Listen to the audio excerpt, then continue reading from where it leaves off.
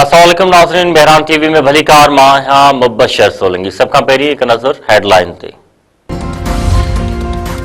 Pakistan Sydney वाक़े ते कूड़ी propaganda खे रद्द करे छॾियो।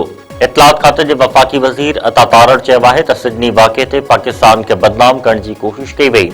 बग़ैर सबूतनि ऐं शाहिदियुनि जे पाकिस्तान ख़िलाफ़ ग़लत प्रोपेगेंडा कई वई। इस्लामाबाद में परदेही मीडिया खे ब्रीफिंग ॾींदे वफ़ाक़ी वज़ीर अता तारड़ चयो त सिडनी में थियल दहशतगर्दी ते अफ़सोस थियो आहे। भारतीय हुकूमत ऐं मीडिया पाकिस्तान ते बेबुनियाद इल्ज़ाम लॻाया। हाणे वाज़े थी चुको आहे त हमले आवरनि जो तालुक़ हिंदुस्तान सां आहे। सदर कानून शाद तरमीमी बिल 2025 जी मंज़ूरी ॾेई छॾी। King Hamad university of nursing and associate medical science bill जी तौसीक़। सदर आसिफ अली ज़रदारी पारां national commission for minorities right bill जी बि मंज़ूरी। दानिश स्कूल अथॉरिटी बिल नज़रसानी लाइ वज़ीर आज़म खे वापसि सुम्हारे छॾियो। सदर चयो आहे त दानिश स्कूलनि जे क़याम जी सूरत में सूबाई हुकूमतुनि सां मुशावरत ज़रूरी आहे। इस्लामाबाद हाई कोर्ट जे जज जस्टिस तारिक जहांगीरी ख़िलाफ़ जाली डिग्री केस जी कार्रवाई वफ़ाक़ी आईनी अदालत में चैलेंज। दरख़्वास्त में जस्टिस तारिक जहांगीरी मौक़िफ़ इख़्तियार कयो आहे त इस्लामाबाद हाई कोर्ट में दाख़िल कयल दरख़्वास्त ॿुधण जोगी न आहे। मुंहिंजे ख़िलाफ़ इस्लामाबाद हाई कोर्ट में दाख़िल दरख़्वास्त ख़ारिज कई वञे। आईनी अदालत पारां इस्लामाबाद हाई कोर्ट जे रजिस्ट्रार ऐं कराची यूनिवर्सिटी जे रजिस्ट्रार्स खे सुभाणे पेश थियण जो हुकुम। बानी पीटीआई जे पुटनि पारां जनवरी में पाकिस्तान अचण जो ऐलान। कासिम खान ऐं सलेमान खान चयो आहे त असांजे वालिद खे जेल जी डेथ सेल में रखियो वियो आहे। वीज़ा लाइ दरख़्वास्त ॾेई छॾी आहे। जनवरी में पाकिस्तान वेंदासीं। वालिद मुल्क खे करप्शन खां पाक करणु चाहे थो। कराची में गुड्स ट्रांसपोर्टरनि जी हड़ताल सबबि बहरी जहाज़नि जी अचवञ मुतासिर। हुकूमत ऐं ट्रांसपोर्टरनि विच में डेडलॉक बरक़रार। अॼु ॻाल्हियुनि जो ॿियो दौर थींदो। गुड्स ट्रांसपोर्टरनि जे सेक्रेटरी जनरल चयो आहे त अक्सर मसइला हल थी विया आहिनि। मुआहिदे खे हथ में शिकल ॾिनी पई वञे।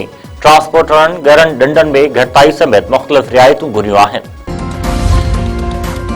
जाली फिटनेस सर्टिफिकेट इस्तेमाल कंदड़ ट्रांसपोर्टरनि जी गाॾियुनि जा रूट परमिट रद्द करण जो फ़ैसिलो। सीनियर वज़ीर शर्जील नाब अहमद चयो आहे त कुझु ट्रांसपोर्टरनि कार्रवाई खां बचण लाइ एजेंटनि ज़रिए फिटनेस सर्टिफिकेट ठाराए वरिता आहिनि। जाली फिटनेस सर्टिफिकेट न रुॻो कानून जी भंजकड़ी पर अवामी तहफ़ुज़ लाइ बि वॾो ख़तरो आहिनि। इंसानी ज़िंदगियुनि सां खेॾण जी कंहिंखे बि इजाज़त न ॾिनी वेंदी। सिडनी में फायरिंग वाक़े जे ज़ख़्मी दहशतगर्द मथां फ़र्द जुर्म लागू। जवाबदार मथां दहशतगर्दी समेत 59 इल्ज़ाम लॻाया विया। 24 सालनि जो नवीद अकरम पुलिस जी फायरिंग में ज़ख़्मी थियो ऐं संदसि पीउ साजिद मारिजी वियो हो। ऑस्ट्रेलवी पुलिस जो मारिजी वियल साजिद अकरम जो तालुक़ भारत जे शहर हैदराबाद सां आहे। गोंडाई बीच ते दहशतगर्द पीउ पुट जी फायरिंग में 15 ॼणा मारिजी विया हुआ ऐं 40 खां वधीक ज़ख़्मी थिया हुआ। अमरीका वधीक 20 मुल्कनि जे शहरनि मथां सफ़री पाबंदी लॻाए छॾियूं। नई पॉलिसी जनवरी 2026 खां लागू थींदी। शाम, ॾखण सुडान, माली, नाइजर, काउस ऐं ॿियनि मुल्कनि मथां पाबंदी जो फ़ैसिलो। फ़लस्तीनी अथॉरिटी जो पासपोर्ट रखंदड़ शहरनि मथां बि सफ़री पाबंदियूं लागू। अमरीका तरफ़ां सफ़री पाबंदी जो शिकार मुल्कनि जो अंग 35 थी वियो। सरकारी खातनि में 1 खां 4 ग्रेड जूं नौकरियूं ॾियण जो हुकुम। सिंध हाई कोर्ट सक्कर बेंच में सक्कर डिवीज़न जे उम्मीदवारनि जी दरख़्वास्त ते ॿुधणी।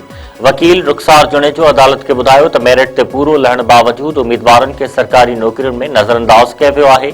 अदालत 2 महीननि अंदरि उम्मीदवारनि खे सरकारी खातनि में नौकरियूं ॾियण जो हुकुम ॾेई छॾियो। कराची में रेंजर्स जूं कार्रवाइयूं। 5 ज़ख़्मियुनि समेत 7 जवाबदार गिरफ़्तार। रेंजर्स सेंट्रल ऐं ॾखण ज़िलनि जे मुख़्तलिफ़ इलाइक़नि में छापा हणी गिरफ़्तारियूं कयूं। रेंजर्स तर्जुमान मूजिबि गिरफ़्तार जवाबदारनि जो तालुक़ वताखोरी में मुलविस जमील छांगा ऐं समद काठियावाड़ी ग्रुप सां आहे। जवाबदार फैक्ट्री मालिकनि, दुकानदारनि ऐं बिल्डर्स खे भत्ते जूं पर्चियूं माणींदा हुआ। फरीदाबाद भरिसां घर जी भित किरण सबबि पीरसन दबजी फौत। ॻोठ फैज़ मोहम्मद दरियानी चांडियो में घर जी भित किरी पई। 60 वरनि जो अमीर बख़्श चांडियो दबजी ज़ख़्मी थी पियो। लाड़काणो इस्पताल में दम ॾिनाई।